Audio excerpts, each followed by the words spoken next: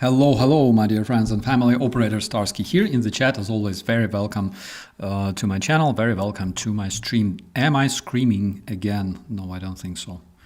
Let me change the level just a bit. Okay, Alien, Breath, and Paul, and everyone else, and Mark, and it wasn't me, and David, and Teeth, and I hope I didn't butcher your name, and Kaimo. Hello, everyone. Today we will have a small update review. As always, traditionally, I decided not to make one in the morning to make sure that you guys have some rest. And yeah, today I will violate our little tradition here just a bit, and I will have some cola instead of coffee because, my engine doesn't feel well drinking so much coffee all the time. So anyways, I think we can start with some rather good update coming from rather bad people. The terror Russian blogger Fighter Bomber reports that terror Russians lost one Ka-52 helicopter, which is a terror Russian attack helicopter. It was also confirmed by other terror Russian monitoring channel. So they say that for the reasons that are not related to combat, they lost two young but already very, very experienced orcs and one Ka-52. I am not very sure if they lost them on Ukrainian territory. I really hope so, because we need more fertilizers for Ukrainian cucumbers, for Ukrainian sunflowers, and it would be a shame to lose such a good addition, to enrich Ukrainian soil. We have another very interesting video showcasing actually a terror Russian ballistic missile that was intercepted over Kyiv. We're talking about the Iskander M. You can see it on your screens, and I think it was intercepted with a Patriot missile. I am not sure. I cannot be sure. Iskander missile and generally speaking ballistic missiles are known to be very nasty weapons because they fly very, very fast and they don't leave enough time to react usually. Generally speaking, if they're launched, for example, from the terror Russian territory, it takes them a couple of minutes to reach their targets anywhere in Ukraine. And Ukraine is pretty big, as you probably understand. And generally speaking, the Patriot missile is among those several missiles that we use to intercept the terror Russian ballistic missiles. I really hope that, get out of here, I really hope that we will have more of them, and I really hope that we will not see such shameful things like last year when delivery of those missiles was basically limited to Ukraine for several months, which, as you probably understand, is very, very crucial and decisive for Ukrainian air defense and protection of Ukrainian citizens, because Russian terrorists are known for striking hospitals, kindergartens, besides power plants and everything else. That is why we have to protect our civilians and our kids. Larry, DC, DK, and Russell, hello, and Ellie is also there in the chat, and Jay Nosevich and Yoriko, very, very nice to see you here. Nurse Sean and MM93 and Not So Nominal and Erin, it's so good to see you, my friends, and Gen Consensus and Matias Horvat, hello to beautiful Ljubljana, and also beautiful Denmark, hello. JD Mako, oh my god, hello my friend, so good to see you here as well.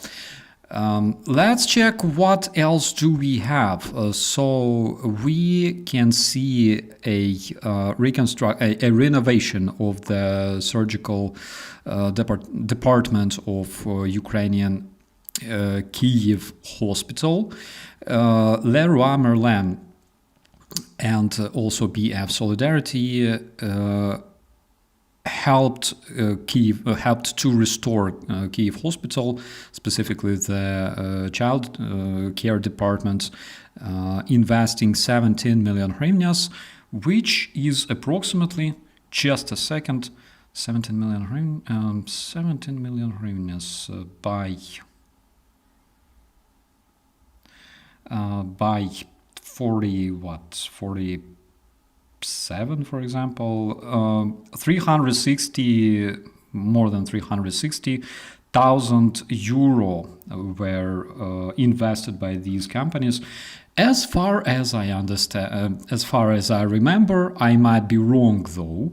I know that Leroy Merlin is still open in Terror Russian Federation. I might be wrong, but the recent information that I knew was that they actually were still open on the Russian territory.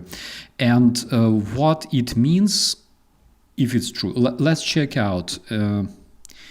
Is Leroy Merlin open in Russia? Because I really like to know. I know that, yes, the company formerly known as Leroy Merlin is still operating in Russia under a new brand, Lemana Pro. After the 2022 invasion of Ukraine, the French parliament, the French parent company announced it would transfer control of its Russian assets to local management, leading to the rebranding in mid-2024. So that is interesting. The company's Russian division was rebranded to Lemana Pro in June 2024. The ownership of the Russian business was transferred to local management, though some reports suggest the French company may still maintain a hidden ownership stake and influence through financial schemes. So if Leroy Merlin actually exited Terror Russian market, that is very good, extremely clever, and absolutely honorable step they made, I think. If they didn't, it basically means that whatever Terror Russians are buying in Leroy Merlin, basically they also finance rebuilding of the Ukrainian children's hospitals. So I don't see anything bad in this either. The surgical department of Kyiv City Clinic number 8 was reopened after the capital renovation, and now all of the rooms in this hospital are inclusive. The different facilities for the medical staff were also restored, everything according to the European standards. And I really hope that we will have enough air defense missiles to protect this clinic from the Terror Russians, because I give you 100% that they will try to attack this one as well, because we know that they always do. And switching to other news from the Terror Russia itself, the German newspaper Die Zeit reports that Bashar Assad is currently staying with his family in the apartments in Moscow City. Moscow City is basically like this big complex of residential buildings, of apartment buildings, where they have approximately 20 apartments, where they own approximately 20 apartments, and it is reported that the family of the Syrian war criminal Bashar Assad began buying those apartments already back in 2013, or more than a decade before Bashar Assad's escape from Syria to the Terror Russia. Remember, we talked about Bashar Assad. Hello, Trine. Hello, Ghetto. Hello, Granddad Guitar. And Ozzy Welder. Hello, my dear friends. Extelis and Wayne's World of Science and Technology. Hello, my friends. And Brigitte as well. Guten Abend. So already yesterday we talked about Bashar Assad and also the new president of Syria that actually announced that he would really like to go to this Russia/Arabic summit in the terror Russian Federation. That would be kind of cringy to actually see this happening, to see Bashar Assad and this new Syrian president in the same building, or basically in the same room. Why am I so dark? Let me just ramp up the light just a bit.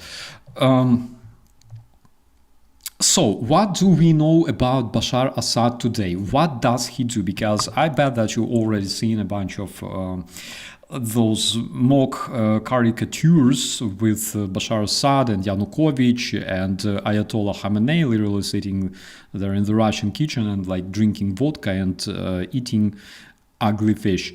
And Deed side reports that, according to their sources, Assad now spends most of his time in 3 united apartments. So one apartment is apparently too small for Bashar Assad's ego, and that is why he connected 3 different apartments into a single one. And also the source that previously belonged to some of his subordinates, obviously, reports that time to time Bashar Assad spends his time resting in a villa in Podmoskovye, in the area of on the outskirts of Moscow city.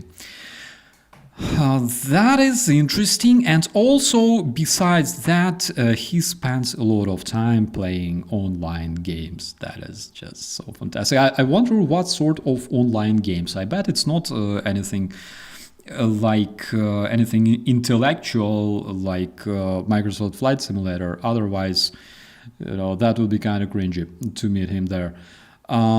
Maybe Counter-Strike. I doubt that. Maybe Counter-Strike, however, who knows? Maybe like what sort of online games do we have nowadays? Sea of Thieves, Star Citizen. Guys, help me with this one. Star Citizen. Maybe he plays some, I don't know, some specific online games. Guys, come on, help me. I have no idea. Because I don't play many computer games, like Phasmophobia maybe. Microsoft. Candy Crush, yeah, absolutely. Fortnite and Escape from Tarkov. Yes, that was the one on my mind. Absolutely. Could be. Microsoft Dentistry Simulator could be one of the options. My Little Pony, that's the one I'm playing all the time. War Thunder. War Thunder maybe. Minecraft. Maybe Minecraft. Either Minecraft or like My Little Pony. That's something that fits him very, very well. Assad built a Minecraft Damascus simulator where he still holds power, and he also, I think, plays with some of the Putin's kids who actually fly those, box-ish Minecraft airplanes and bomb the hell out of it, I think. He's fading away, dreaming while playing SimCity. Yeah, I think he's like, sitting there playing SimCity and literally building new Aleppo and writing shit about his enemies. Okay. I don't know. So yeah, it's said that all of his free time he's spending on playing online games. His younger brother Maher Assad, according to Deed site, lives in the Moscovian Hotel Four Seasons, where he drinks, smokes shisha, and Assad's wife is actually very sick. She has leukemia and also FSB, as well as a private security company is guarding Bashar Assad's family. And also, it's very interesting that one of the sources reported that the price of this protection from Putin is basically complete invincibility for the external world, and it means that Bashar Assad basically doesn't show up on public. He rejects different interview requests. That's an interesting information, actually. So the North Korea actually celebrated the 80 years of the ruling party with this massive military parade in Pyongyang. Kim Jong-un was, of course, personally ruling this event, and he also showcased the new ballistic missile Hwasong-20, which is currently the most powerful missile that the North Korea has. So in his speech, the North Korean dictator said that the path of this party that is currently ruling North Korea, turning it into this big, massive concentration camp, was basically a right thing, and he also promised to build a socialist heaven on Earth. Delegations from China, Terror Russia, of course, and Vietnam were present, and the representative of the Russian delegation was, of course, Dmitry Medvedev, famous Russian alcoholic, of course, terror Russian shaman. This dude sang for him, all right. And there you can see on the background the choir, Russian traditional choir of Russian females wearing kokoshniks. So another interesting update coming from Terror Russia. This is according to the informational resilience Infosprotov. So in Tatarstan, Chuvashia, Mariele, and Belgorod Oblast, the payments, let's say singular payments for the citizens that signed contracts with the Russian Ministry of War and Stolen Toilets are shrinking. So in Tatarstan, the amount of money that are paid to the new Russian recruits, because when you sign a contract in Terror Russia in order to join the Terror Russian army of invaders, basically you receive initial payment, you receive like encouragement money, all right? So when they were signing this contract, previously they would receive 3.1 million rubles in Tatarstan, and that makes it approximately 31,000 rubles, as far as I understand, $31,000 or something like that. Am I correct? Let me see, guys. I gotta check it out because I was sick when I learned mathematics. All right, 3.1 million rubles divided by 100, it gives us $31,000, which is fucking a lot. So this money shrank to basically $800,000, which 800,000 rubles, which makes it approximately 8,000 bucks. In Chuvashia, so the whole payment shrank almost 3 times, almost 4 actually. In Tatarstan, this very amount also. In Chuvashia, such payments shrank also to 800,000 rubles from 2.5 million rubles.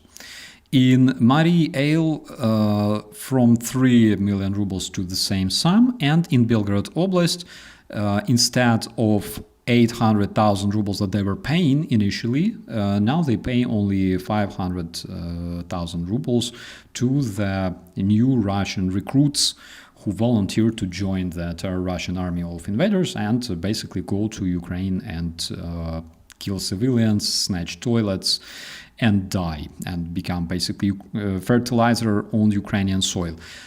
Why is this happening this way? Why are they shrinking the expenditures on the new Russian recruits? That was very interesting, actually. I believe it's one of the indications that they are running out of money to basically pay more for to their recruits. We saw already the state of their budget. I think yesterday we were talking about it, or the day before yesterday, we talked about what is happening with the Russian budget these days, and we see that they shrank the military expenditures. They increased the so-called national security expenditures, so the sum didn't change much. It wasn't me says, sounds like another forceful mobilization is coming for them. Could be. Actually, I expect something like this to happen, because if they don't have enough money to to basically recruit more of the not yet fertilizer, this might actually indicate that they might be running out of those money, and most probably soon there will be less and less Russians that actually want to participate in this, because they're not satisfied with that sum. So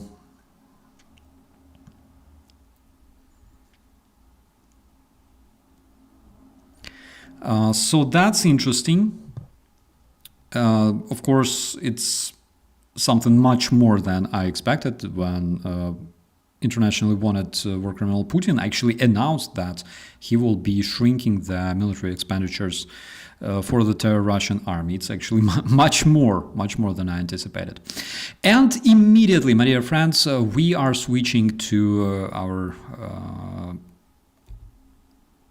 absolutely amazing segment called Russian Cringe, all right? Because this one, I find it absolutely amazing, and I hope that you will enjoy it as much as I did, all right? So I will show you these videos. I will translate them for you, all right? So the Russians delivered a bunch of equipment meant to protect them from Ukrainian drones. Basically, what they say. Let me turn on the sound just a bit, because it might be a bit too low. Let me translate this one for you.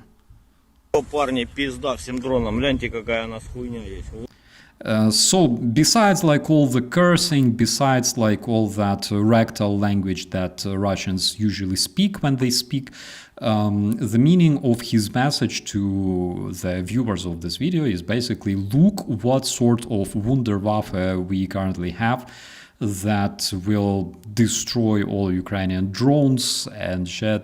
And basically what we're looking at is Russian jammer, Russian electronic warfare device. And he says it's not the main thing.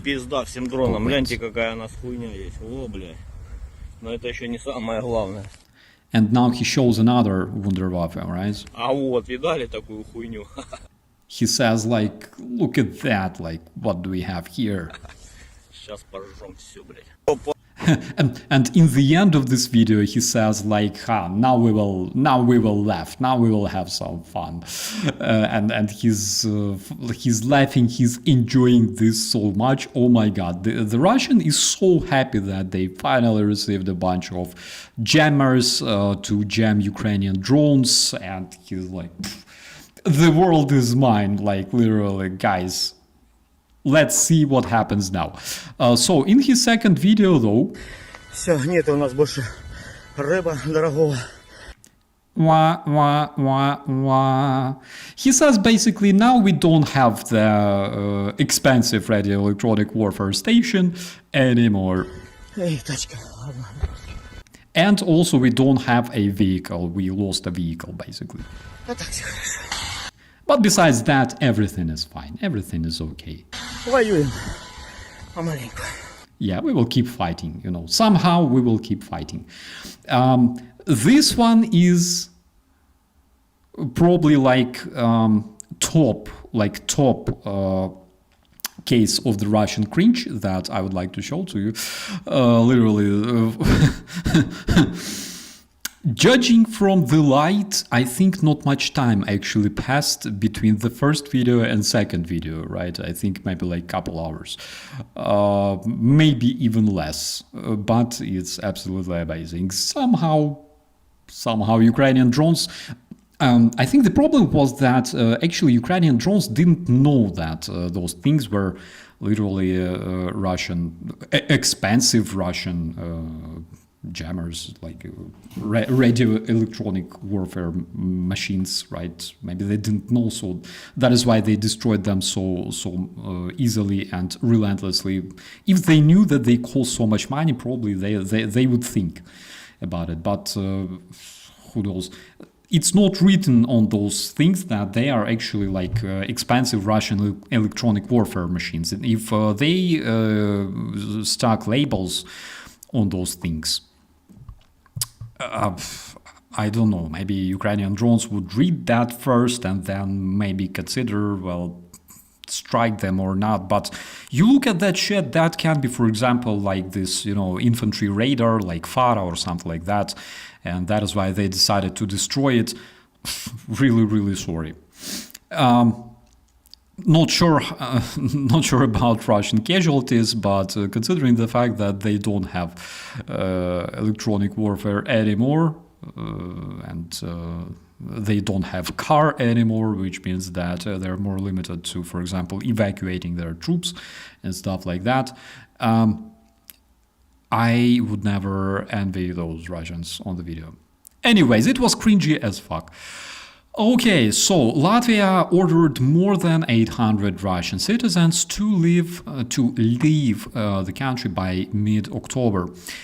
It is reported that 841 Russian person that failed their language tests will have to leave the country before Monday. The update is as of today, right? As of today. Basically, I don't blame Latvian government, because if you live in a foreign country, please learn the language, all right? This is something you should do as a person. This is something you should do as someone who considers staying in this country, right? I think it's absolutely like normal thing to learn the language of the country you're staying at, right? Like that. So I'm sorry, just go back to Russia. In Russia, they speak Russian language. You will feel like home there, and basically that's what you deserve. We have a very interesting question coming from HRM. Met a Ukrainian girl. What do I cook to impress her? So let me think, all right? If I met a Ukrainian girl, what would I cook to impress her? First of all, I would probably impress her with something local, all right? With something from your local cuisine, something delicious, of course. And also, I would most probably cook something Ukrainian, which is like obvious, but at the same time, guys, this requires a bit more planning, all right? Because, for example, you cook meat and turns out that she's a vegetarian, or, for example, you cook onions and she doesn't like onions. Therefore, first of all, you gotta conduct a reconnaissance, all right, and collect information about this individual and understand what she likes and what she hates and what she absolutely cannot stand, all right? After that, you gotta consider what you can use to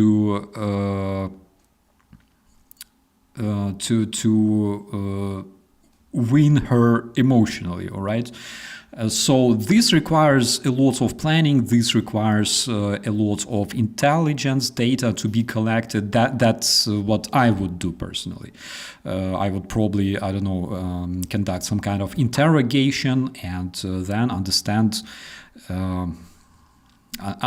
her preferences, all right? Because it's very, very important. It's not just like, like I cook borscht, everybody loves borscht. Actually, no.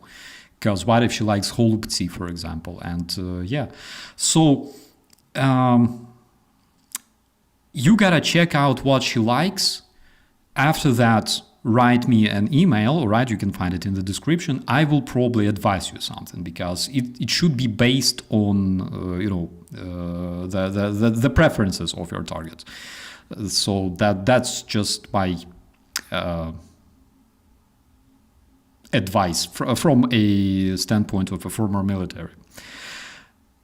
Besides that, if you really want to cook something Ukrainian, you gotta be sure that you can cook it well, because you can cook borscht.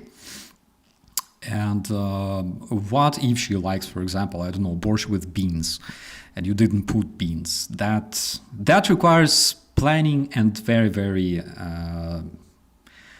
let's say, sophisticated approach, let's call it this way. So that's my advice. Generally, you should again, Ukrainians like garlic, sour cream. What if she doesn't like that? I would probably impress her with something local on the first place. And then slowly, after collecting enough information about her, you gotta cook something that would absolutely destroy her will to defend herself, all right, from your charms. So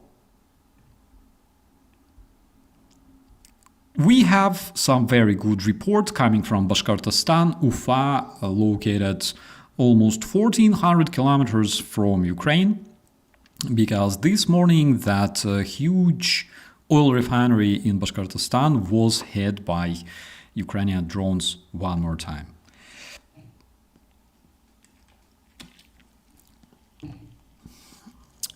As you can see, Ukraine keeps striking the Russian oil industry, and according to different sources, the damage that is done to the Russian oil refineries can reach basically 40% if it goes like that. Over the past month, there were 40 strikes, more than 40 strikes actually, recorded on the Russian oil industries, and approximately 70 strikes against the targets on the Russian territory in general. Just so you could understand the scale of operations that the Security Service of Ukraine, the external intelligence team, and also main intelligence directorate are doing at this point. Matt offers a very, very interesting solution. That's actually something I would never consider myself. He goes, ask her, which,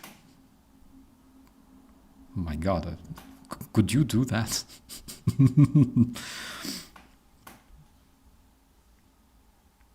Because, guys, listen to wise people, all right? Don't listen to me. Better listen to wise people. Matt is saying absolutely correct thing, because if you ask a person, the person might probably think that, oh my God, you are such a caring person. You care and respect my opinion. You want to know more about me.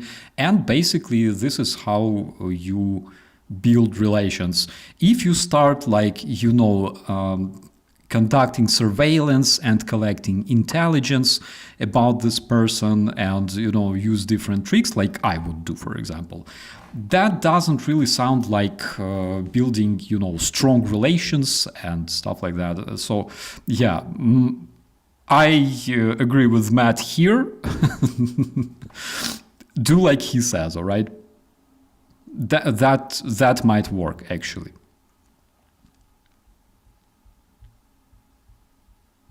You live 100 years, you learn 100 years from wiser people, right? So, switching from Bashkortostan to Podmoskovye, we have some huge firework and a lot of smoke coming from this big warehouse where they keep penoplast. Kill me if I know how to translate it. Like, seriously, penoplast. Jesus Christ, penoplast. Translate this one for me.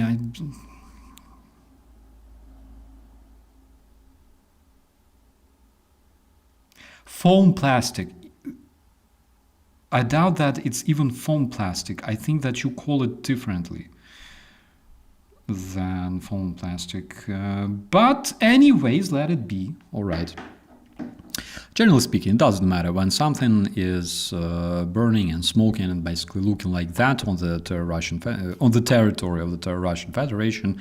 This always brings a joy to my face because I like it when the terrorists suffer, right? So over the past months, oh my God, is that a dog? Over the past month, a new unit of Security Service of Ukraine already destroyed several fat targets. Fat in the meaning that they are like juicy targets, all right? So they destroyed the Russian MLRS that shoots those thermobaric charges called Santsepek, and also the radio location system called Zoopark. Together they cost just a bit more than $30 million, and of course, as you can tell, they were destroyed by basically cheap drones that cost basically nothing. What else do we have? In the United States, former employee of the American Air Force has been convicted, sentenced, tried, that's the word. He was tried because he was passing the data about the terror Russian war in Ukraine through the dating websites. So 40, it says 40-year-old, I think it means 40, 40 or 40-something-year-old David Slater, who previously worked as a civilian employee in the Strategic Command of the United States at the air base of Offutt, was sentenced to 6 years behind the bars, and he was also fined for $25,000, and he was assigned 1 year probation after his release. 1 year probation, 1 year parole, I think, rather. So this amazing person was sharing the sensitive data that he obtained in the Strategic Command with someone or somebody at this dating website. I'm not sure if we can see another case of like Teixeira here, but guys, such things happen, of course, and it's really, really good that actually the counter-espionage service of the United States actually managed to get his ass busted, because we have such cases wherever you go, right? In any country, there's always David Slater, or Teixeira. There's always such people, and unfortunately we have to admit this fact that there's nutters wherever you go.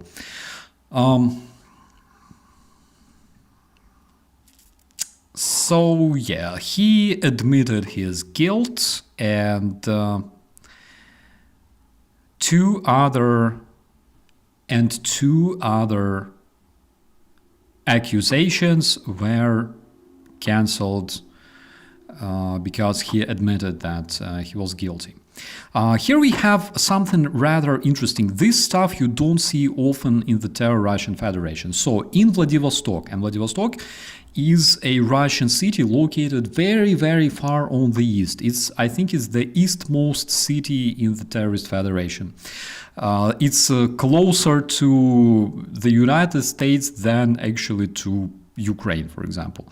So in the Vladivostok, there was actually a Russian protest action. And the reason they protested was because they were protesting against rising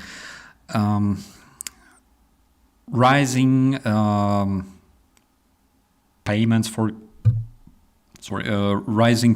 utilities, increased taxes for utilities, let's call it this way. So they were standing there, holding the banners saying they buy Mercedes, we buy Zhiguli, Ladas.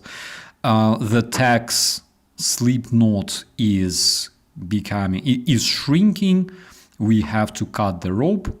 Cut the rope, really? Oh my God. Cut the rope. So they also protested against the government, actually. Among those banners were banners saying the government lives in wealth, the people live in debt, and they also were saying stop paying for their failure and enough silence, all right. Interesting fact about this protest actually is that according to the reports in the media, this time Russian cops did not use violence against the protesters. They did not pack them into the Russian party wagons, right, into the Russian police cars, and did not arrest them for protesting, which tells me several things about them. Because, for example, if you take a look at who is present there, all right, we can see civilian people standing there.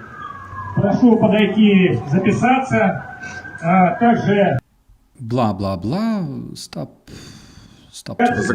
So here we can also see a dude holding a banner, and the dude is obviously wearing a military style shirt with patches on it. So basically this dude is most obviously some of the terror Russian veterans of terror Russian invasion. Maybe, I don't know, maybe he snatched quite a few of toilets in Ukraine. And I believe that the reason that they were not dispersed by the Russian cops this time was because, first of all, they didn't really want to show Russian police attacking Russian invaders, I cannot call them veterans, but you know what I mean, Russian war criminals.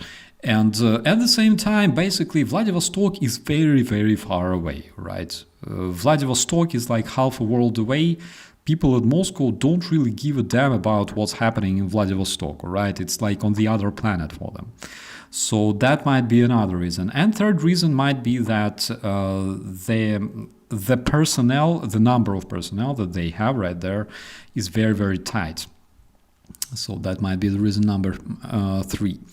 But then who knows, my friends, because we have a lot of cameras there. I believe that at least half of those cameras belonged to like FSB, and those who were protesting, the activists, the organizers of that protest, they most probably get removed, all right? They will either drink some suspicious tea or just literally disappear the way terror Russians always do.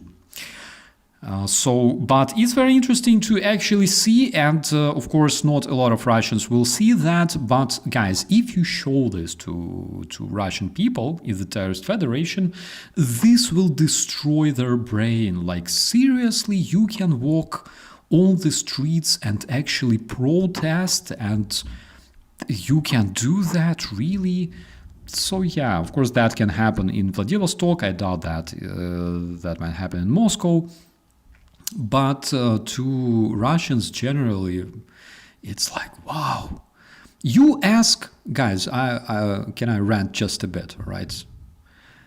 For example, you ask people from the Russian opposition, so-called Russian opposition. You ask them, why don't you do anything, right, to the Russian government, to the terrorists ruling your country for decades already? Kids are being born, grow up, and die after signing contract with the Russian military and going to Ukraine. They, like, whole generations change, but the old fart ruling your country is still the same. Why don't you do anything? And they go, well, you cannot really protest. What the hell is that on the screen? Like, what did we just see?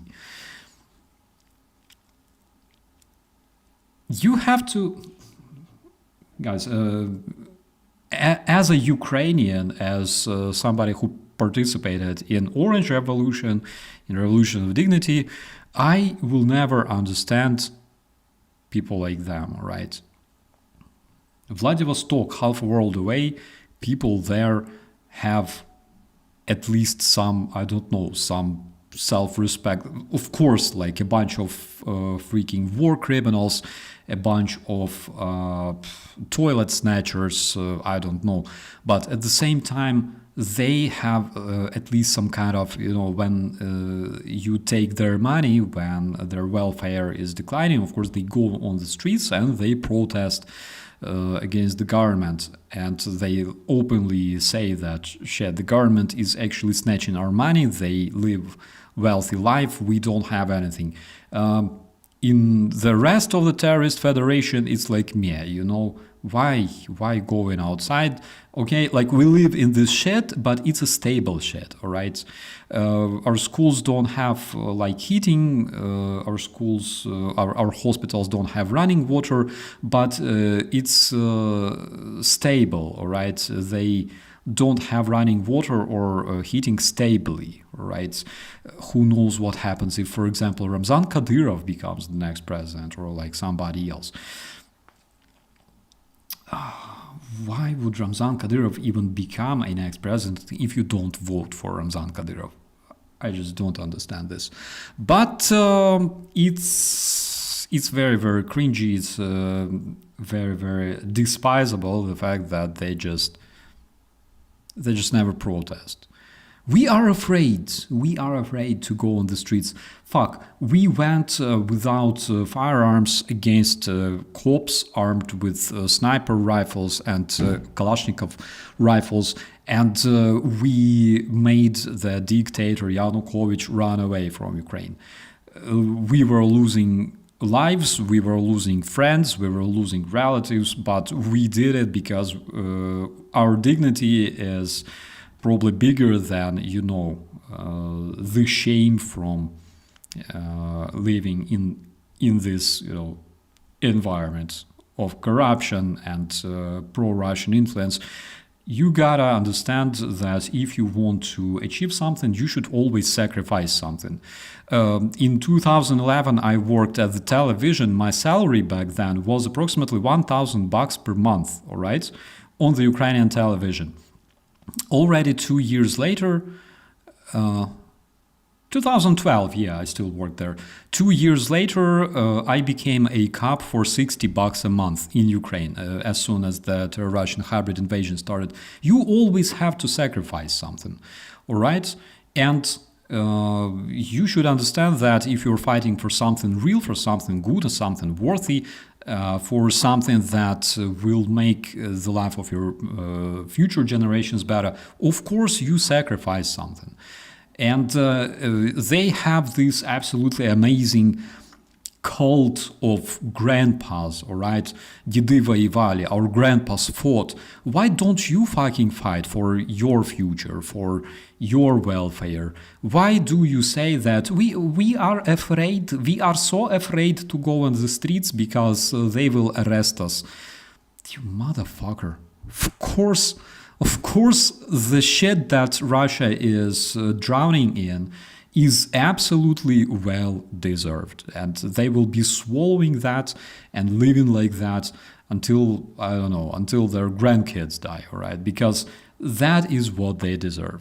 You have no dignity, you have enough dignity to go into a different country and steal a toilet, but you don't have enough dignity or, I don't know, courage to go on the streets and fight for your rights. How fucking ridiculous is that? But basically, I don't know, basically that's all you wanted to know about the Terror Russia.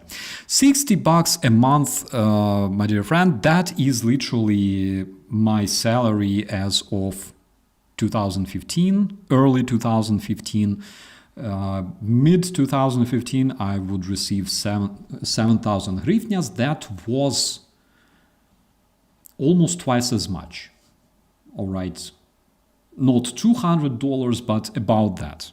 Okay, but I didn't join the police force for salary. I joined police force because my country was in danger and I volunteered to serve it, and basically I am the longest serving volunteer in Ukraine. 10 years being a volunteer, 10 years volunteering to serve and protect your country, that's a lot, actually, I believe. That's like quarter of my lifetime. I was sick but feeling better now. Had a Ukrainian nurse, no joke. God thanks. Really? Well, Ukrainian nurses have healing touch, I tell you that. And healing borscht as well. Now, this one is very, very interesting. So, 2 nights in Belgorod, that we currently call Blackgorod, all right, for obvious reasons, the Terror Russian air defenses were intercepting the Ukrainian drones or missiles. The Terror Russians say about, they talk in their social media about missiles. So, they say that due to those nasty debris that were falling after those missiles were intercepted, so a bunch of trash or garbage was set on fire. Of course, it wasn't like fire that started because Ukrainian missiles hit their targets. No, that's just garbage, burning all of a sudden. But according to the Terror Russian sources, all of those missiles were intercepted, everything is fine, nothing was damaged. The Russian power facility energy grid works absolutely well. That's a message as of 1933. 1940 something, he also said, dear citizens of the oblast, after the recent strike conducted by our enemies, there is a possibility that temporary blackouts will be introduced. So basically, in Belgorod, everything is absolutely fine. Everything is fine, I swear. No power facilities were hit. Everything is absolutely cool. Relax, drink your vodka, watch news, love Putin, everything is good. And then a couple of minutes later, just one tiny nuance, there might be blackouts, all right? Just in case, just so you know, there might be blackouts. How bad was that? Well, look yourself. На луч. Я говорю, до свидания, Свет. Что ты задели дома? Дайте мне.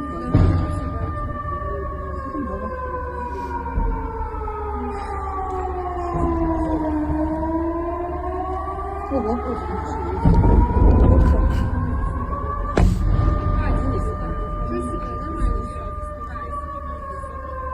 Там получил.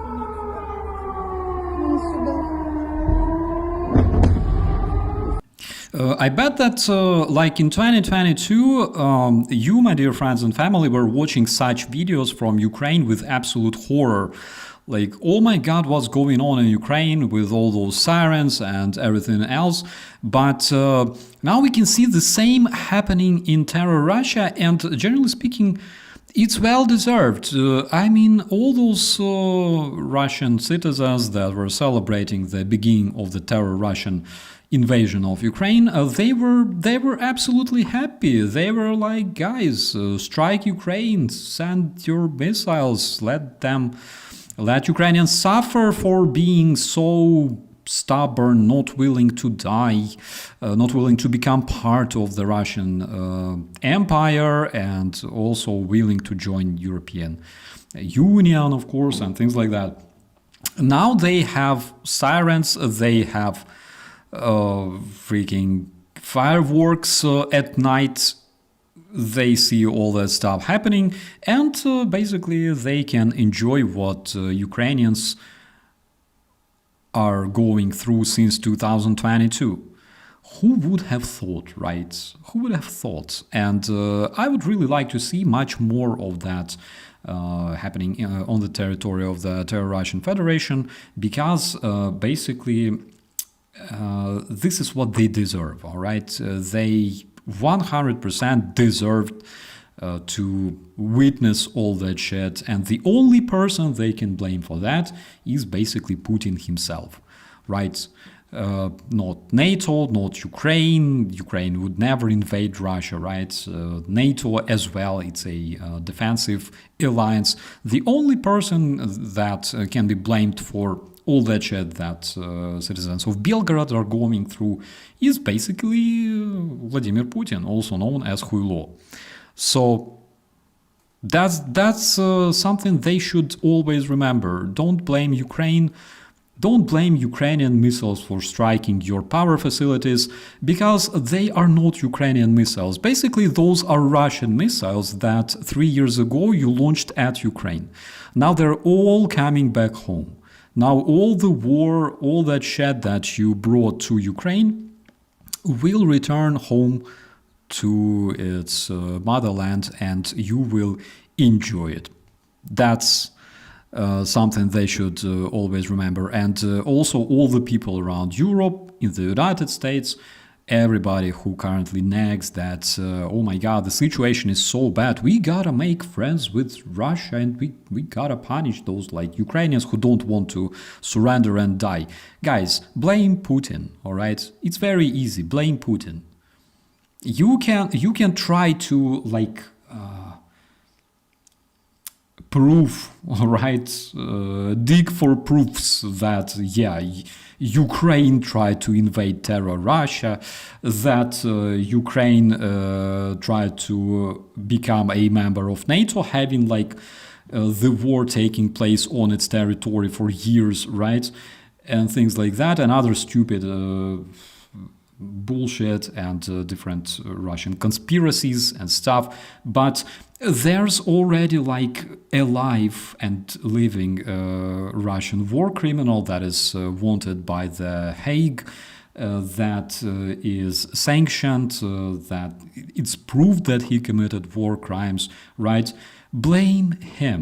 It's very easy. Blame him, and generally speaking, do something, all right? If you want to remove him, do something. Switching to our report from Germany. Spiegel, that's very interesting, by the way. A local German outlet says that in 2014, Germany was teaching Russian military, and they were sharing the modern tactics of fighting the war before the invasion of Ukraine in 2014. So Rheinmetall also had to deliver modern equipment to the terror Russian training centers, and the whole sum of this agreement was as big as €1 billion. After the war in Georgia, which actually displayed Russia's very, very low level of training and preparation, Putin decided to modernize his horde of invaders, and he decided to choose Germany as a partner. That is why in 2011, between two countries, there was an agreement. According to this agreement, Germany had to help deploy a bunch of modern training center, for example, like they have in Altmark.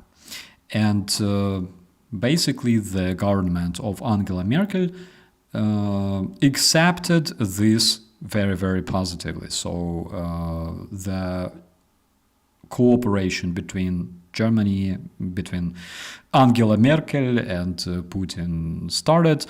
Guys, this is so crazy to think about. Angela Merkel was coming, for example, to Minsk, all right? She was sitting there with Sarkozy, she was sitting there with Ukrainian representatives, she was sitting there with like Putin or his representatives, and she was saying like Minsk agreements, we gotta do something, all right? And now, years after that, she's saying bullshit against Poland. She's actually blaming Poland for beginning of the terror Russian invasion of Ukraine. Basically, it's the same as, I don't know, blame Poland for being invaded by Adolf and by Joseph, right, in 1939.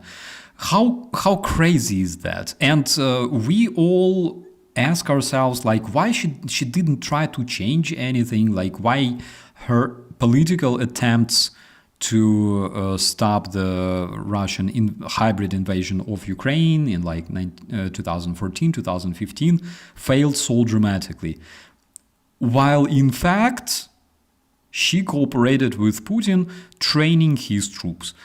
How beautiful is that? That's absolutely crazy. So I gotta check this one myself, by the way. So also it was planned that Rheinmetall would help modernize Russian military vehicles. And by the way, on numerous Russian armored vehicles, a lot of Western equipment was already found. I remember that in 2022, 2023, we found a lot of optics that were designed, for example, in France, and later were installed on the Russian tanks and Russian BMDs. So that was kind of interesting, but in the end, the agreement was cancelled by Russian invasion of Ukrainian Crimea in 2014. That is why not a single military cooperation with terror Russians were actually implemented, and all the licenses were cancelled. And the training ground in Mulino, Russians were building already by themselves without any German support. That is interesting. Also, according to the Ukrainian President Volodymyr Zelensky, Ukraine has synchronized anti-Russian sanctions with beautiful Japan. Zelensky signed the corresponding executive order, and basically Ukraine and Japan will be sanctioning Russian oligarchs and Russian war criminals and other people that are responsible for the invasion and Russian war crimes. What else? What else do we have?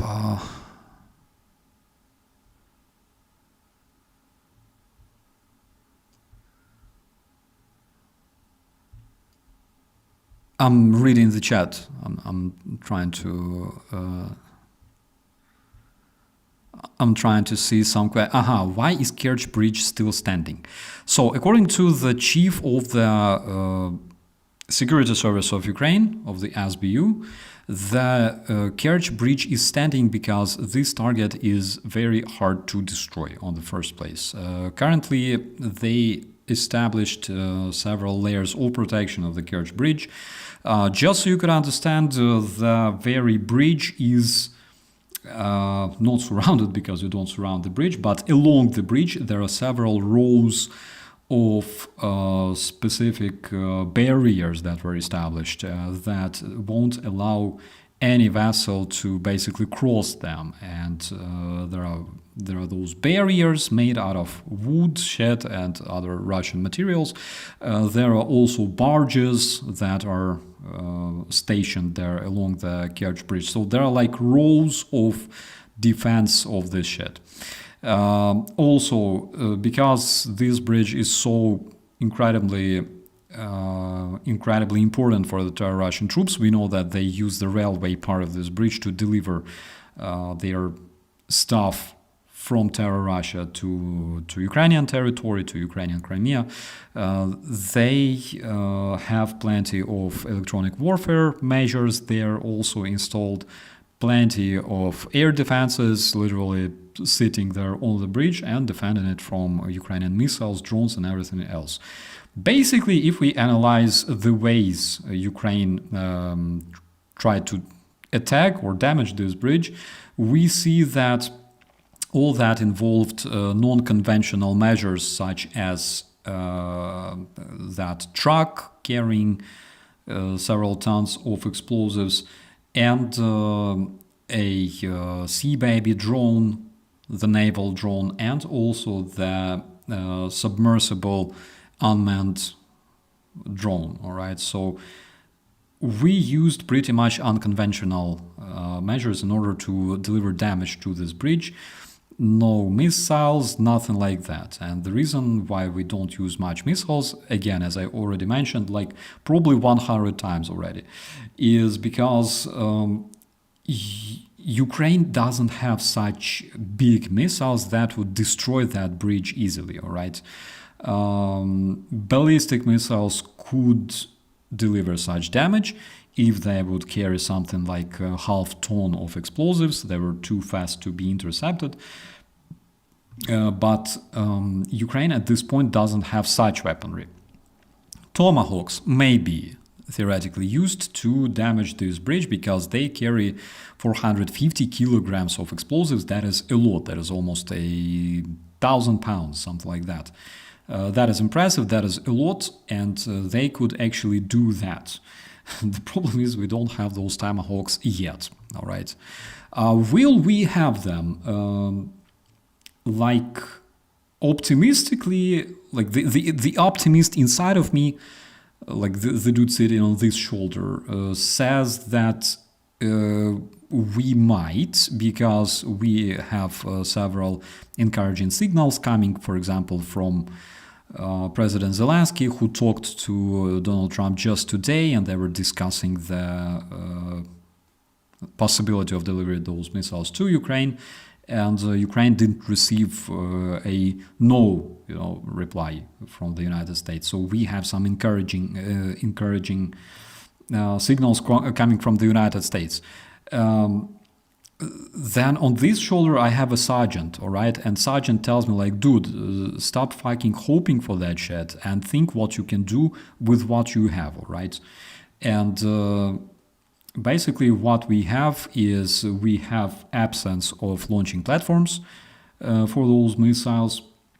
There are some in the United States, but their number is not that big. And again, as I already mentioned in some of our previous episodes, Ukraine needs hundreds of Tomahawks in order to destroy Russia fast, in order to break Russian industry, all right, and Russian war machine.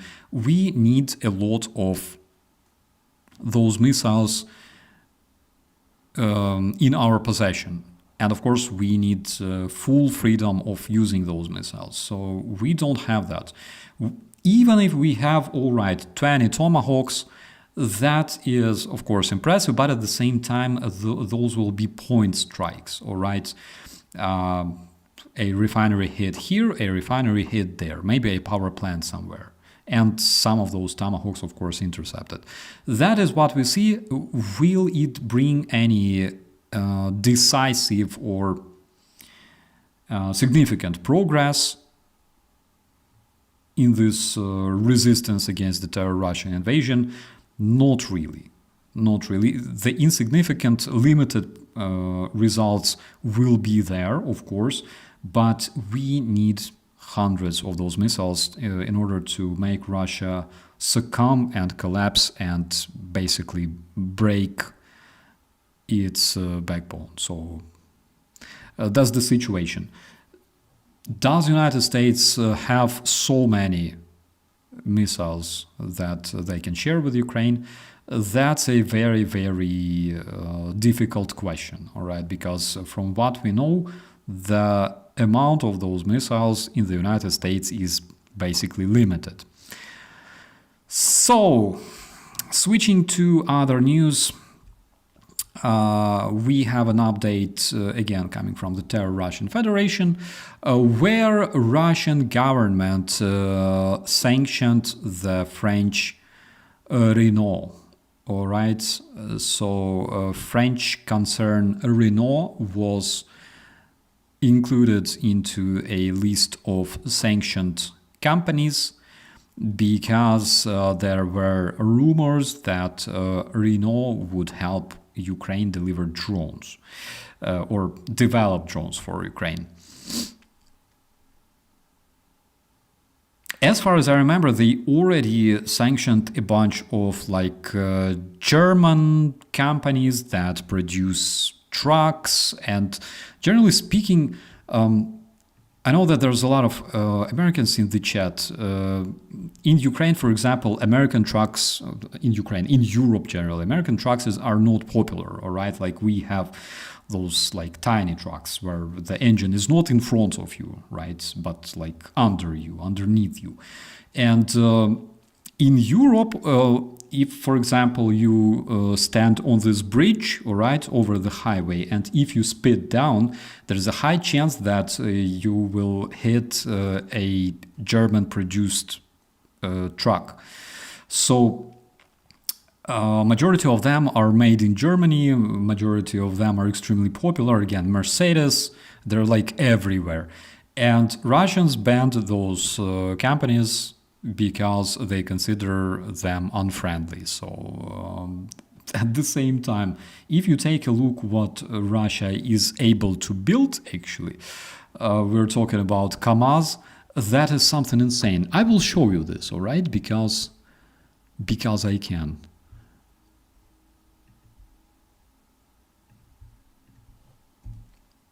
Oh shit. KAMAZ.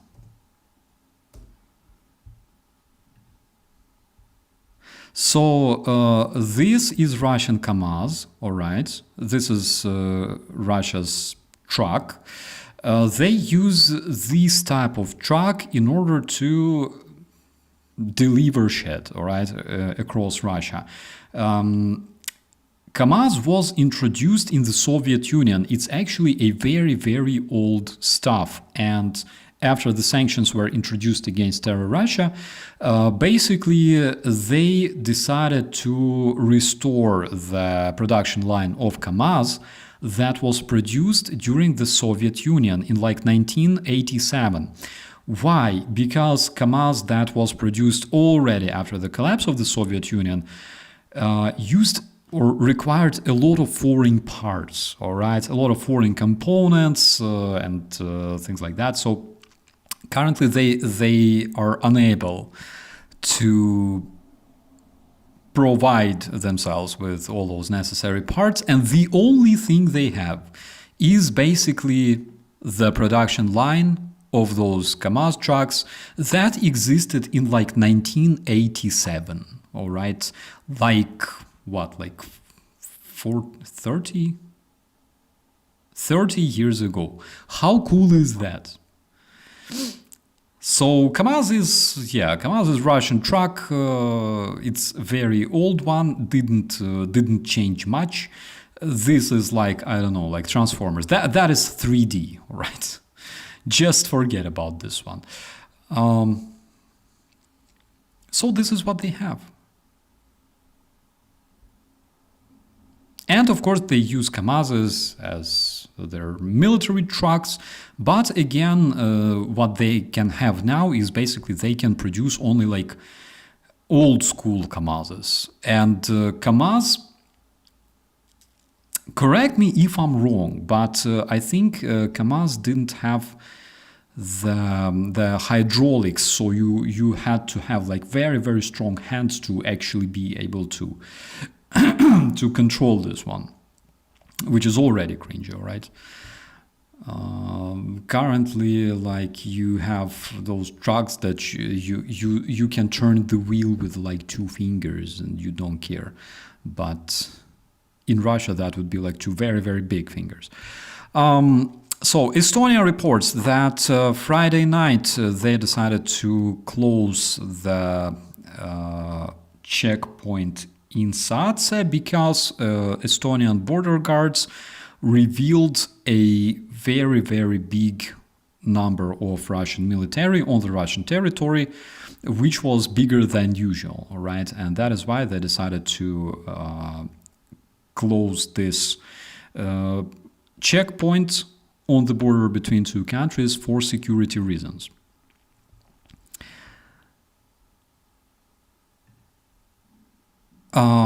And one thing I would really like to share with you, my friends, this one actually comes from our friend Serhiy Sumlenny.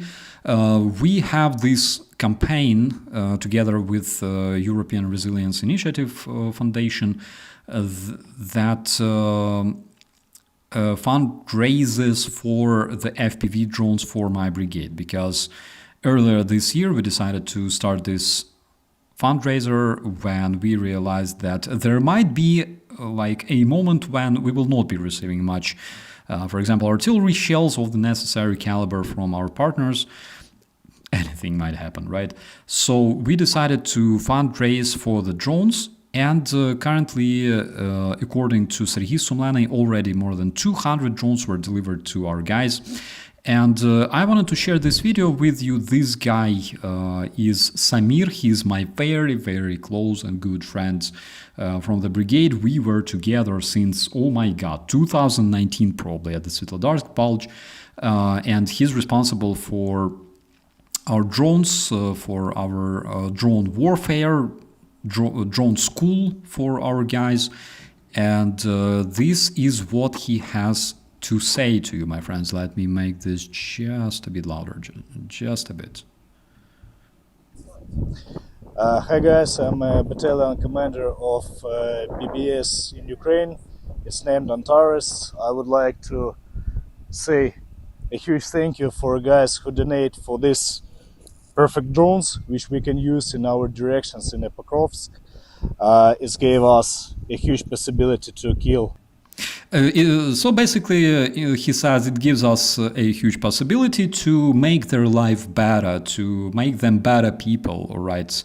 To transform them into better creatures than they are, all right? To make them look like flowers, to make them look like potatoes eventually, to make them better beings, all right? To load their useless lives with some sense. Sarah, Samir is his call sign, all right? It's not his name, it's his call sign. And actually, he's now a commander of a battalion, which is absolutely freaking crazy. The last time we talked, no, the first time we talked, he was literally a commander of a tiny group of unmanned reconnaissance back in the area of like Zaitsev, Svetlodarsk, in that area. Yeah, so he says, thank you so much, my dear friends. That is on your screens. That is literally the result of participating in that fundraiser. And I can say thank you so much. That is just so crucial for our guys right now. And especially for Samir and his team of drone pilots, drone operators. Thank you so much for what you're doing and your support. It was absolutely crucial. What else? And Sarah, I would say like he is partially Caucasian. He's Caucasian Ukrainian, all right, like Ukrainian with Caucasian roots. Like that. That is why he has such a call sign, which I really don't know what it means. All right. He's absolutely legendary. That dude is probably one of my closest friends in my brigade.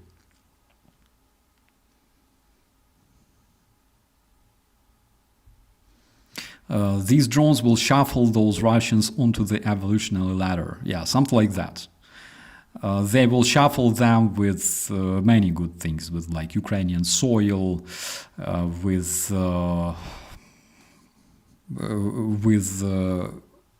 metal, with plastic and other things.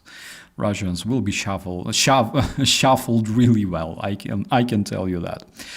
Of course, all those drones, the main reason we have them is to save the lives of Ukrainian soldiers, of my guys, Rubish Brigade, and my friends, I'm so grateful for your support and your help. Thank you so much.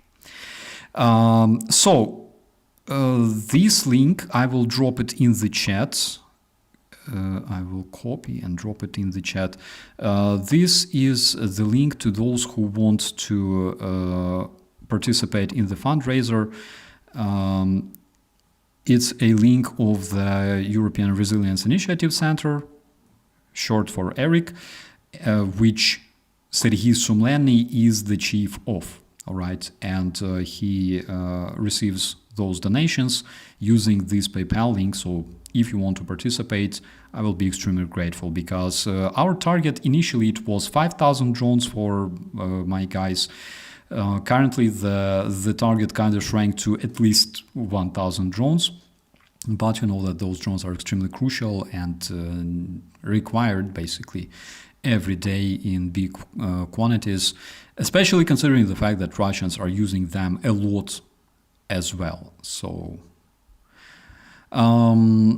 yeah, one interesting thing here, for example, you can see this.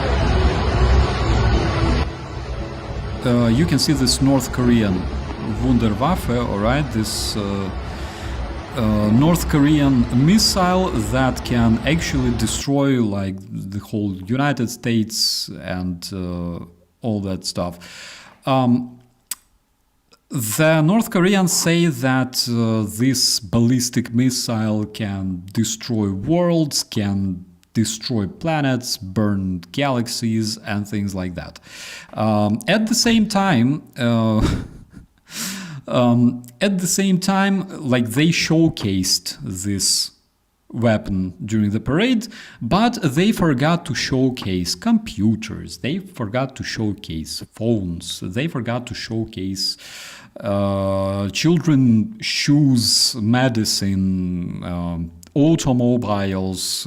They forgot to showcase new houses for North Koreans, because generally speaking, the dictatorship is always about poverty and desire to harass your neighbors. So that's another thing.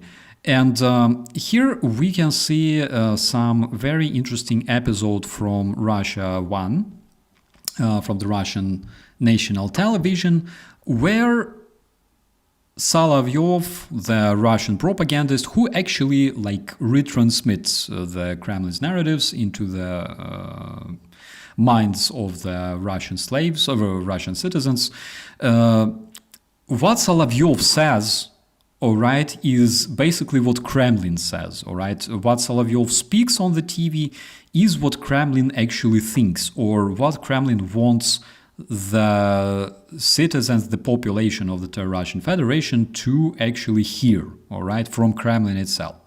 Let's hear what they were discussing in their recent episode, because they are actually discussing the invasion of European Union.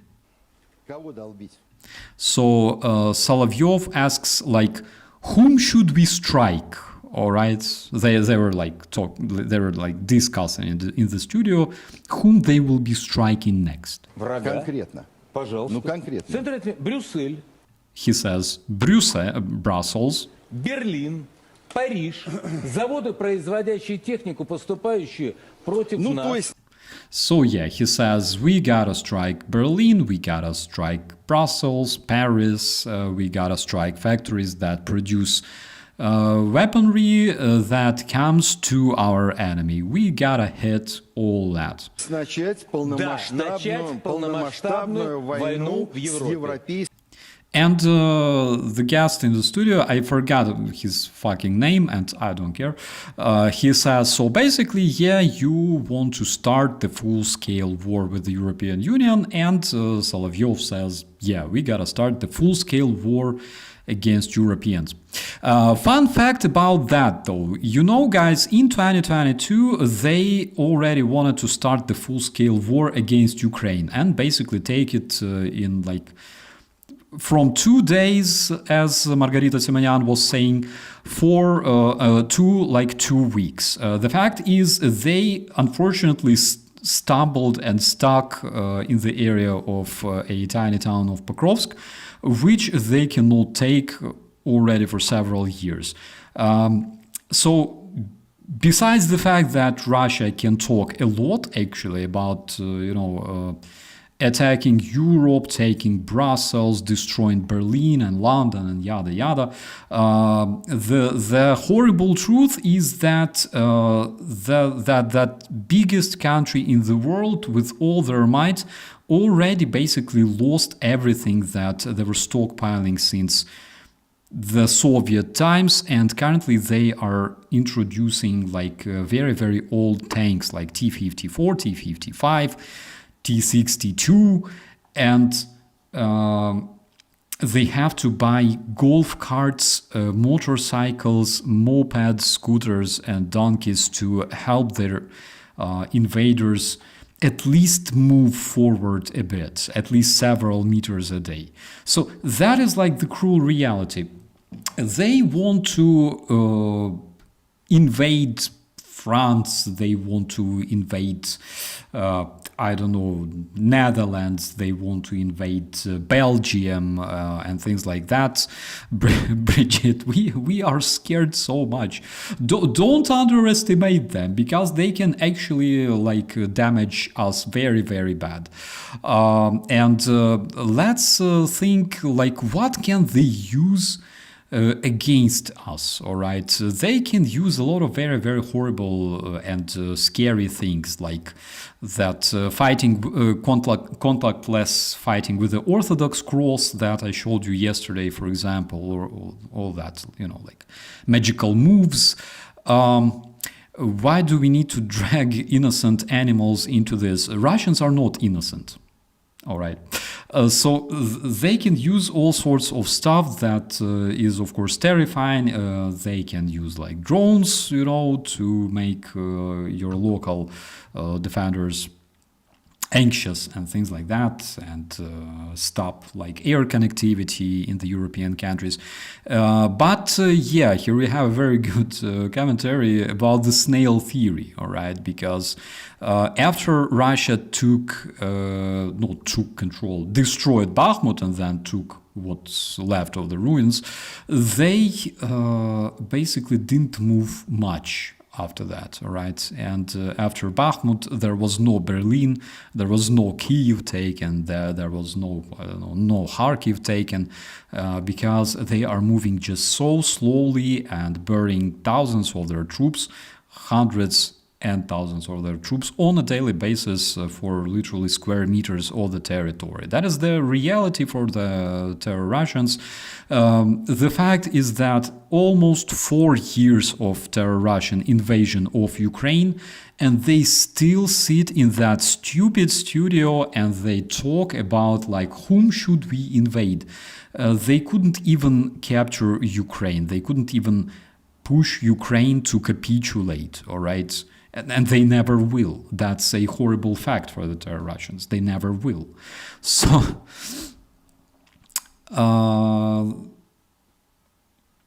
besides that, they are discussing what is happening on the terror Russian front lines for almost 4 years.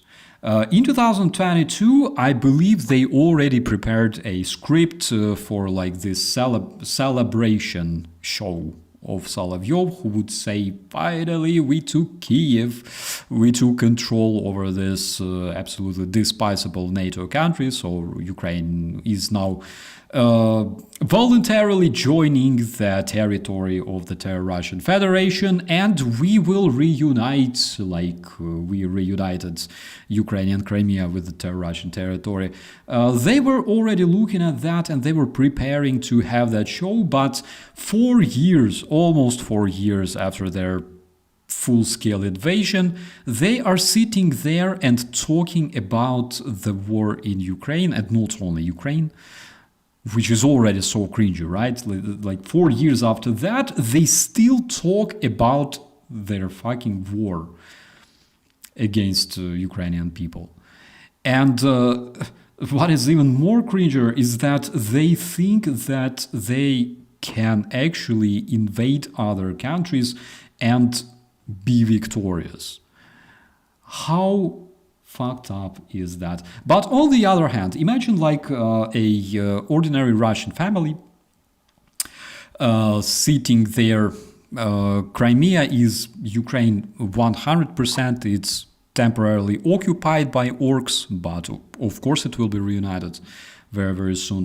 And imagine like an ordinary Russian family sitting there, you know, with like remote watching Solovyov, and they go like, hey, Solovyov, yeah, let's strike Brussels because Russia is so mighty. We already took Ukraine twice, all right? We are so mighty, we can show all those gay Europeans what they're made of. Let's strike it because we can. And such shows, generally speaking, increase Russian morale big time, because even though like their soldiers, their invaders on the Ukrainian territory are dying miserably, they're again like in that episode when you know that invader was like, look at that, our new jammer, very expensive equipment, and then boom, it's fucking burning. They die, they have to bring donkeys to deliver shit to their positions. They don't have like water.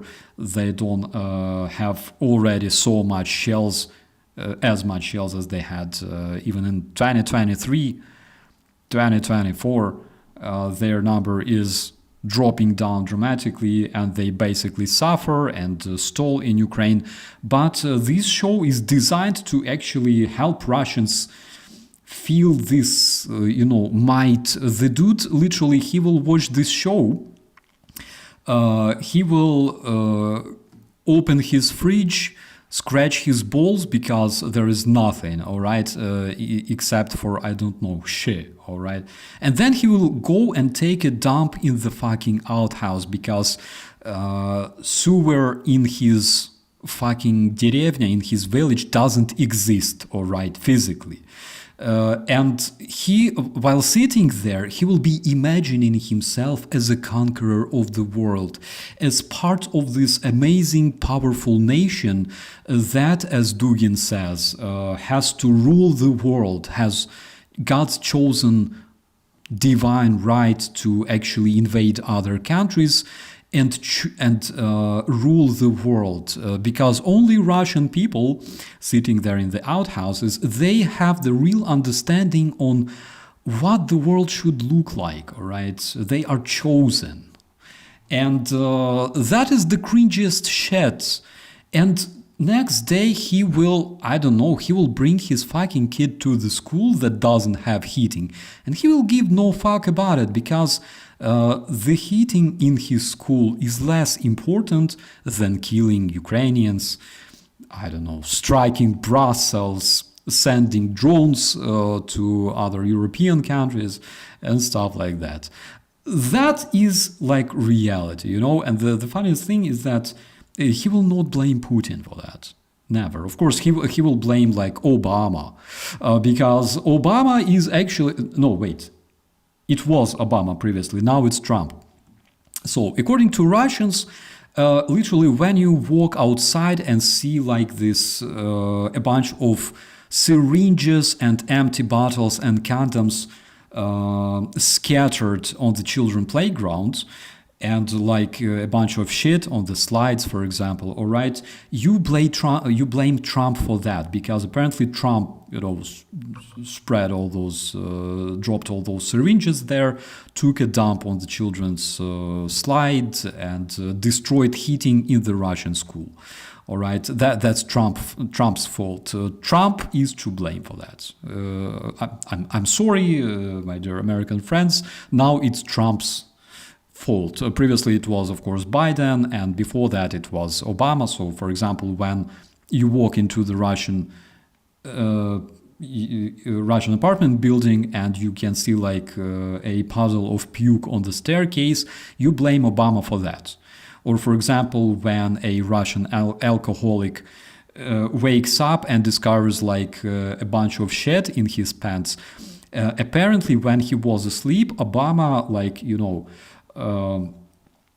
crawled in his pants and took a dump in it, all right, instead of this Russian alcoholic. So that is like just a Russian mentality, so you could understand what they think about it. So now it's, of course, Trump to blame. So what else? My dear friend, I'm so happy that you managed to join us. It's completely my pleasure and also my privilege. What else do we have? We have several more updates coming, for example, from... this one is very, very important, my friends. 24th Channel actually published a very, very interesting investigation which reveals how exactly women from African and Asian countries are being recruited by the Russian terrorists to build shaheds in Alabuga, in that underground factory. I will copy the link of this article for you. You will be able to... Oh my God. You will be able to check it. Yes, please open this for us. You'll be able to check it yourself, and please do, because I read it. It's absolutely nice, informative, and good to know. So please do that. Thank God we have 24th Channel that literally makes those investigations available in the English language, because it's my big pain, and actually the reason I'm here, translating things for you from UANet, from Terror Russian Net, all the updates coming from them, because unfortunately we don't, fourth year of war, we don't have much sources in English language. So Trump and Zelensky, as I already mentioned, discussed the delivery of the Tomahawk missiles to Ukraine. Actually, President Zelensky said that he had a very, very good conversation with his American colleague.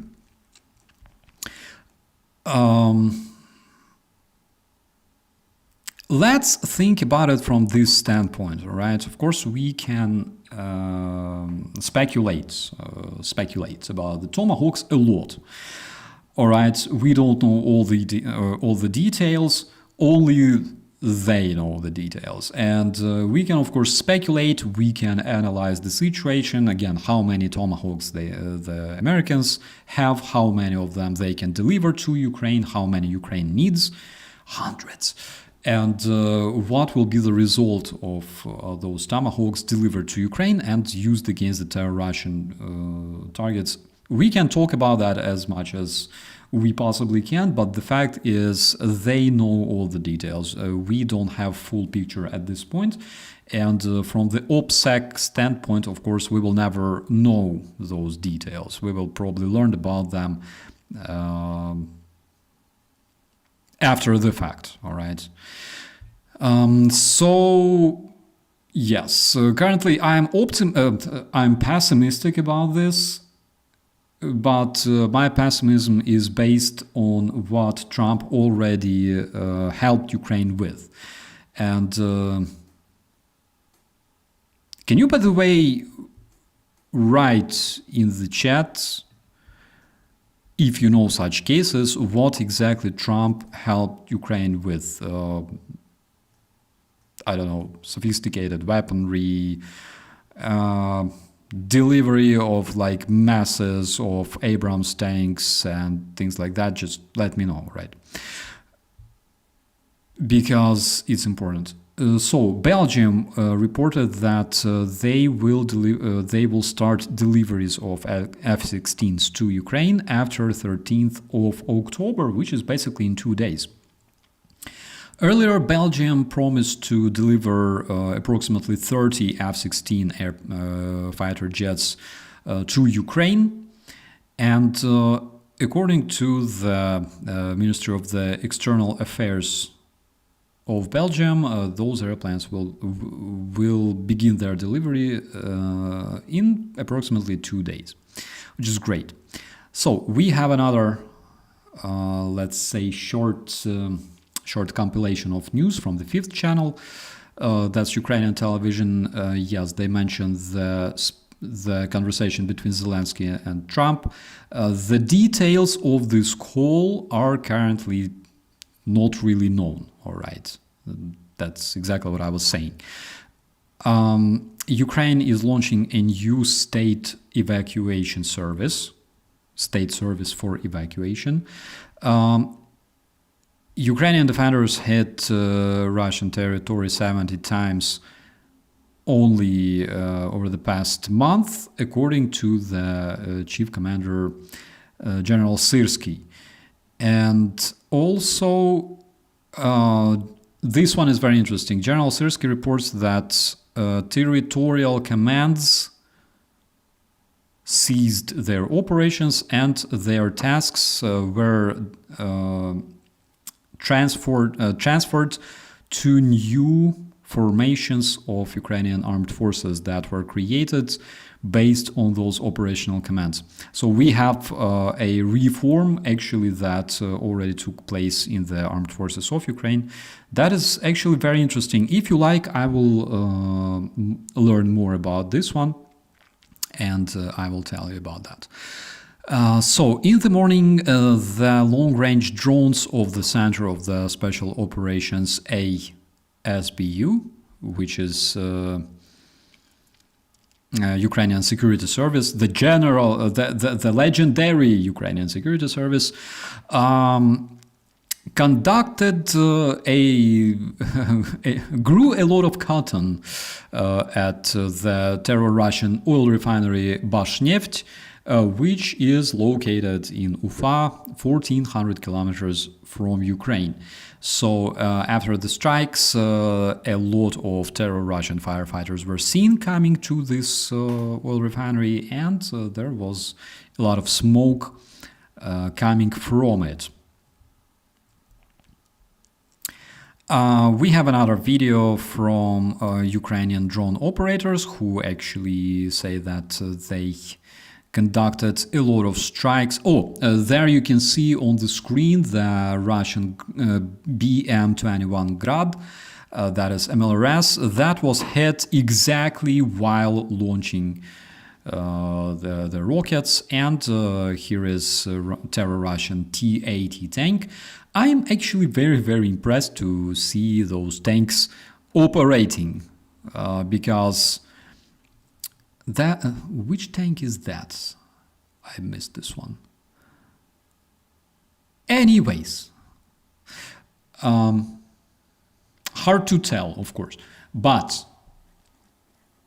I was very impressed to actually see so many tanks being hit, because one thing that it tells me is that not really the fact that Russians are using those tanks, but the fact that actually Ukrainian troops are striking those tanks most probably in the area of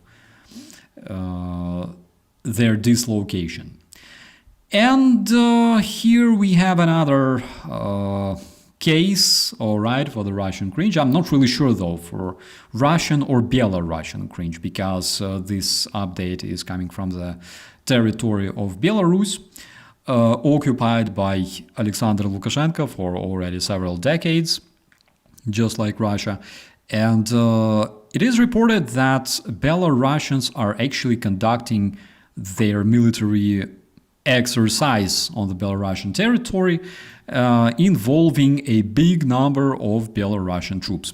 So, first of all, who is involved in this military exercise? Of course, we're talking about Mr. Mustachio Potato Head, also known as Lukashenko. And most probably, of course, Belarusian Spetsnaz also participates in those amazing military exercises. Here we can see them in action. All right. I will turn off the music because basically those copyrights, whatever. So we can see Belarusian Spetsnaz doing something absolutely incredible or dangerous, I don't know. So first of all, they decided to build human pyramids. They decided to build human pyramid because generally if your reconnaissance sucks and, for example, you cannot provide your troops with enough of drones, so you can literally build a pyramid, climb on top of it, and observe the situation yourself. And generally then you just pick your flags and run away. That's Belarusian Spetsnaz, extremely dangerous guys. They always show their soldiers, their operators, like trying to break like plastic bottles over their heads and walking on nails and swallowing like hot red coal and things like that, and breaking bricks, crashing nuts with their anuses and things like that. So those are extremely dangerous. Of course, we all know that. And another thing that we should actually know about Belarus at this point is that a lot of Belarusians actually went to fight in Ukraine. They recruited into the terror Russian army in order to fight in Ukraine. They have personnel. The personnel is actually not that big because Belarus is not such a huge country, definitely not as big as Ukraine. And their population is also not as big. But what they have is they still have enough manpower that they can send, for example, unite or attach to the terror Russian army and use them to reinforce different spans of the front line. They also have several, let's say, not extremely dangerous or threatening, but pretty inconvenient artillery divisions, all right, or brigades that are armed with MLRS.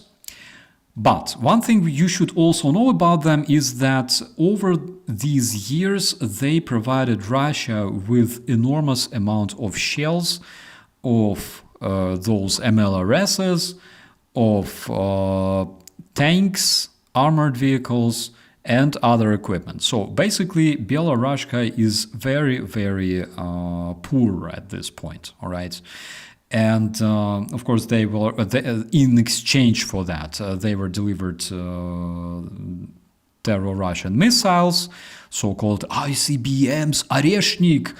Joe Rogan goes, oh! So that kind of stuff. Again, we don't really know for sure if they even contain nuclear warheads, because that would be extremely cringy if they did.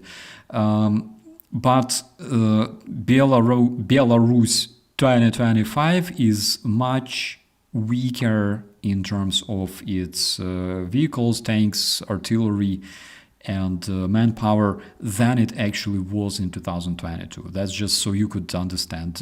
Of course, they have like Belarusian Spetsnaz. Belarusian Spetsnaz is absolutely killing. It's absolutely... Belarusian Spetsnaz is devastating. When I watch them on my screen, it's devastating my brain, like right there. So... Besides Belarusian Spetsnaz, of course, I don't think that they have anything else to scare us with. what else do they have?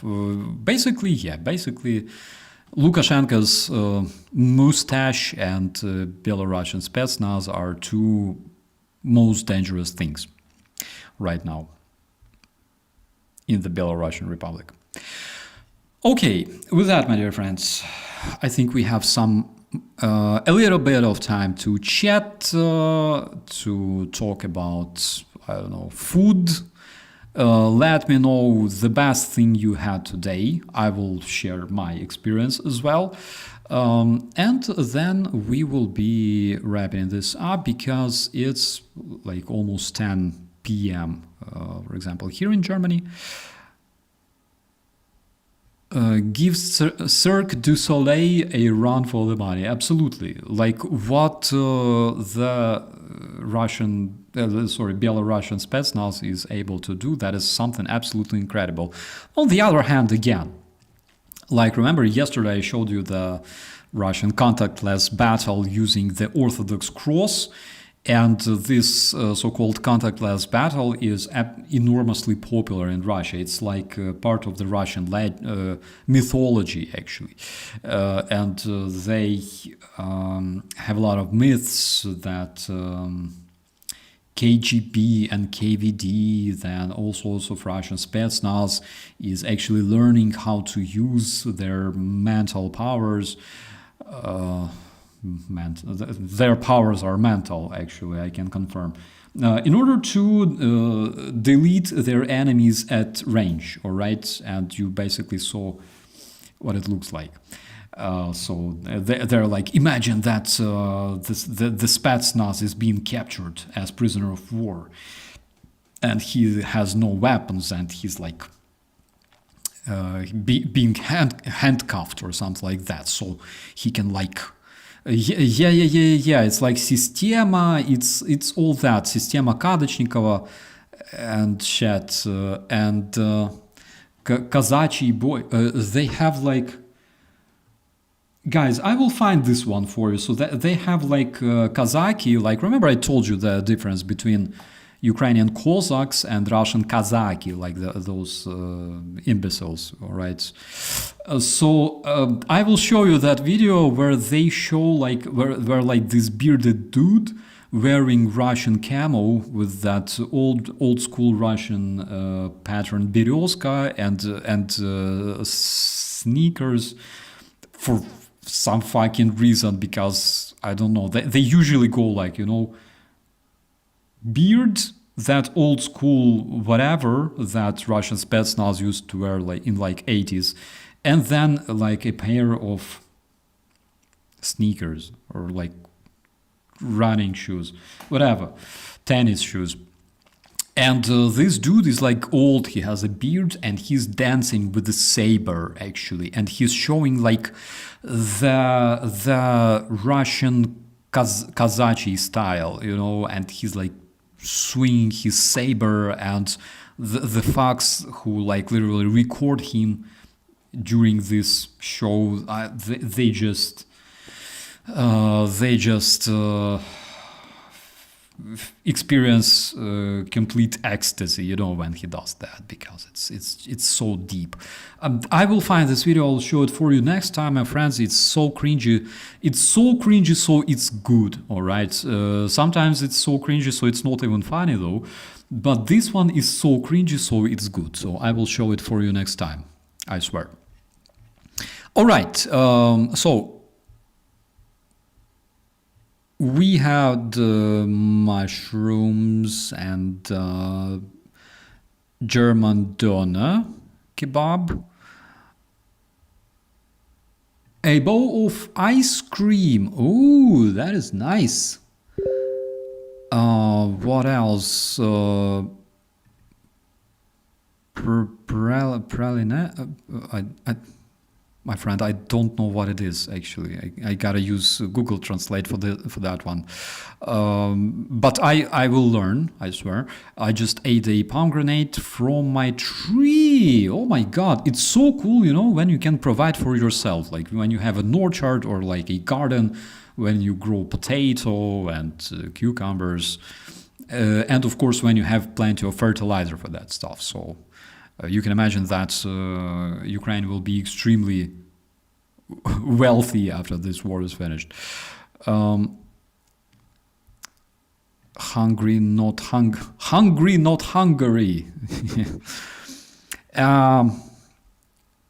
So today I had, I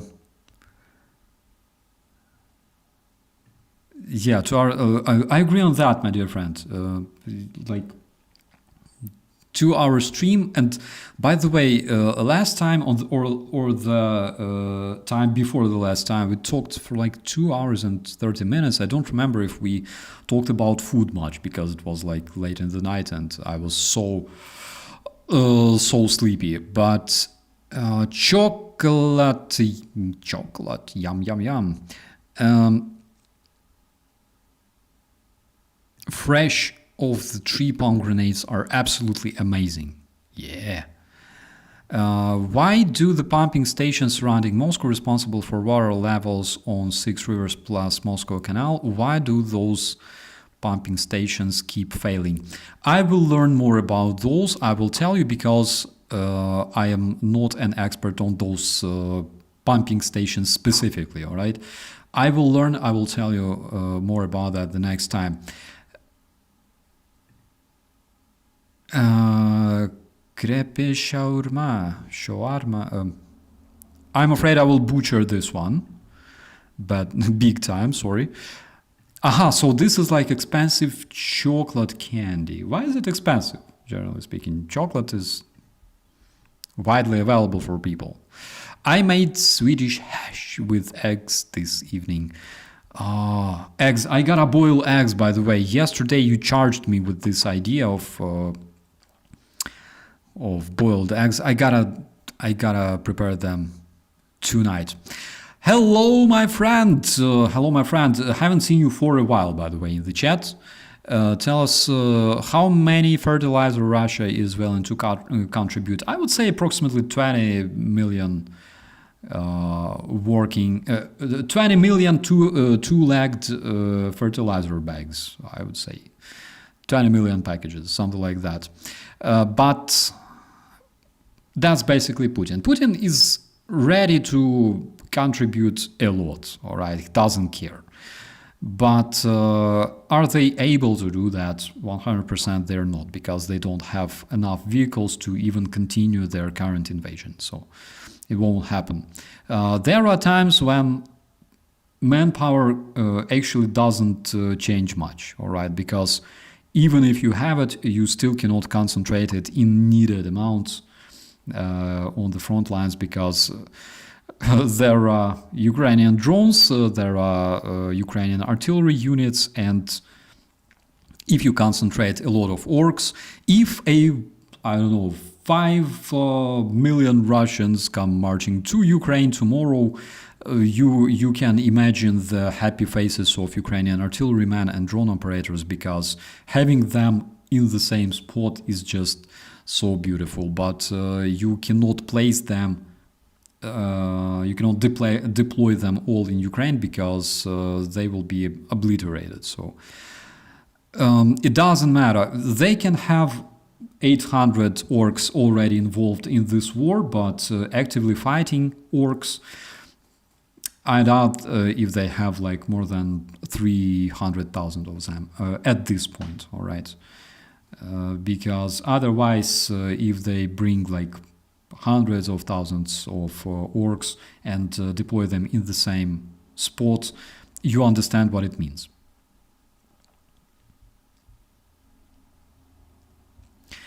I will share something with you, my friends. We have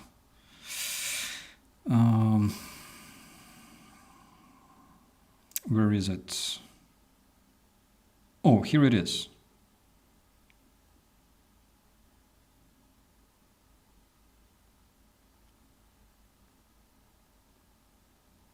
All right. So here we have a bunch of sushi, all right? This is what I had this morning, this afternoon, actually.